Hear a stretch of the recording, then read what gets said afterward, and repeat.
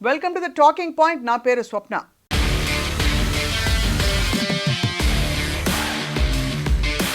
యూపీలో సంచలన ప్రాజెక్ట్ ఒకటి మొదలైందనమాట. దేశంలో కాశీ ఆవులకు ఉండే డిమాండ్ అంతా ఇంత కాదు.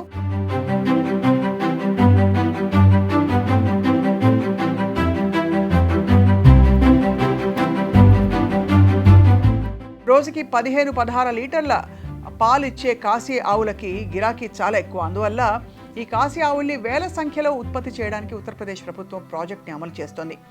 అచ్చంగా ఆవులనే ఉత్పత్తి చేయడం, లక్షల లీటర్ల ఆవు పాలు తీయడం ఎలా సాధ్యం అన్నది ఇప్పుడు చూద్దాం. సో ఉత్తరప్రదేశ్లో గంగా నది ఒడ్డున ఉండే ఓర్ని ఆవులను కాశీ ఆవులని పిలుస్తారు. నేల మీద చాలా పొట్టిగా ఉండే ఈ ఆవులు బరువు కూడా బాగా ఎక్కువ అనమాట. 300 కిలోల దాకా బరువు ఉంటాయి ఇవి. రోజుకి 15 లీటర్ల పాలు ఇవ్వడం ఈ ఆవుల ప్రత్యేకత. అందువల్లనే ఈ ఆవులను ప్రత్యేకంగా చెప్తారు.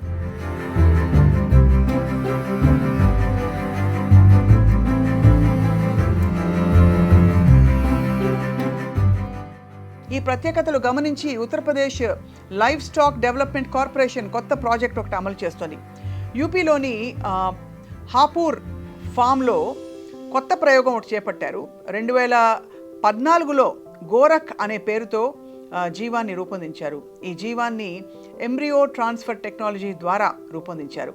సాధారణంగా మానవుల్లో కానీ పశువుల్లో కానీ 2 రకాలుగా జన్యువులు ఉంటూ ఉంటాయి. ఆడజాతిలో XX అనే క్రోమోజోమ్స్ ఉంటాయి అండ్ మగజాతిలో XY అనే క్రోమోజోమ్స్ ఉంటాయి. అందువల్ల XX కలిస్తేనే ఆడ సంతానం కలుగుతుంది. అందువల్ల గోరఖ్లో ప్రత్యేకంగా కేవలం X క్రోమోజోమ్లు ఉండేట్టుగా జాగ్రత్తలు తీసుకున్నారు. 90% X క్రోమోజోమ్స్నే ఉండేట్టుగా చూసి ఈ జీవాన్ని రూపొందించారు.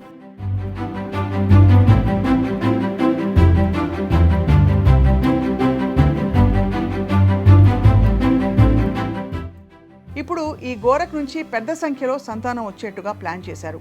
ఈ గోరఖ్ కోసం ప్రత్యేకంగా మెనూ కూడా అమలు చేస్తున్నారు. ప్రతిరోజు 7 కిలోల పోషకాలు, 12 కిలోల పశుగ్రాసం అందిస్తున్నారు.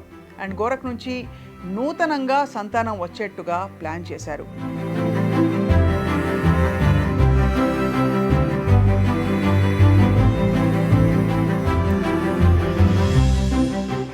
ఈ జాతి జీవాల నుంచి వందల సంఖ్యలో ఆవులు బయటకు వస్తాయని చెప్పి అంచనా వేస్తున్నారు. రాగల కాలంలో ఈ ఫామ్లో వేల సంఖ్యలో కాశీ ఆవులు ప్రొడ్యూస్ చేస్తామని చెప్తున్నారు. దీంతో లక్షల లీటర్ల పాలు ప్రతిరోజు రావడం ఖాయమని అంచనా వేస్తున్నారు. అంతేకాకుండా ప్రైవేట్ వ్యక్తులకు కూడా కాశీ ఆవుల్ని అందిస్తామని చెప్తున్నారు.